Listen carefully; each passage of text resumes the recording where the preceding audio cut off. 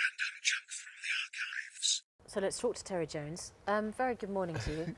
Good morning, Susanna. It can't be true that you wouldn't have got published, or you wouldn't have published this book any other way. You're multiply published already. Well, I'd written it about 5 years ago, actually, and then I turned it into an opera that we put on in Lisbon, in Portugal, and I changed the overall story because it's lots of little stories. Like there's Evil Machines, it's called. There's the vacuum cleaner who was too powerful, so I can imagine. tries to take over the world, Yeah. basically. There's a story about a phone who instead of saying what you say, says what you think. What a brilliant idea. Isn't it? Nightmare. And the lift that took people to places they didn't want to go. But then halfway through the book, you realise that they're all connected and that there's an overall story. And in fact, what happened for the opera, I changed the overall story. So I always assumed I'd go back and rewrite the book, but I never got round to it. Now, can I just say that, you see, the way you pitched those ideas then, both of us are instantly going, I'll read that. that's fantastic.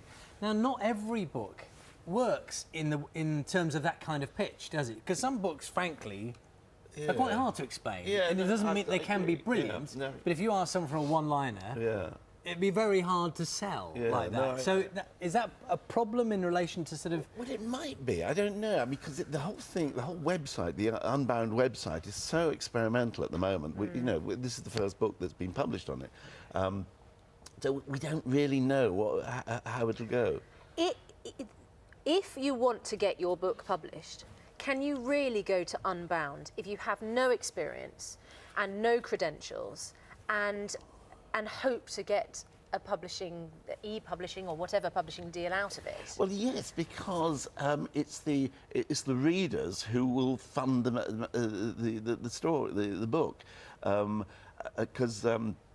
Instead of a handful of publishers in somewhere, it's the readers who actually fund the book. So they're going to be inundated then, aren't they? Well, they've already got the first unpublished author on Jenny Pickup, and so they're publishing her book, and she's not been published before. So It's not like the idea of it working, but I suppose the downside of it is if you put your idea up there, zilch, no one wants to invest, no one's interested. It's a bit withering, isn't it? You don't talk to anyone. No one says, you know, it's quite a good idea, but maybe if you work on it, it's just like a complete blank. Yeah, well, that would be a bit dispiriting. Although the readers can actually suggest other things. Oh, can you? You can go to the writer's shed and suggest things. Okay. So in actual fact, it's an interactive thing between authors and readers. So it could be constructive. It could be, yeah, absolutely. But you need a literary agent before you go. Think so. Oh, is that not? I think you could just write to the Unbound website. And say, I've got a book I'd like to write. And is this the future then? I mean, this is just one website at the moment, but do you think that e-publishing, publishing on those funny computers you hold in your hand? Yeah, it's not just e-publishing, because if you get a hard copy of the book, if you subscribe £10, then you get an e-book.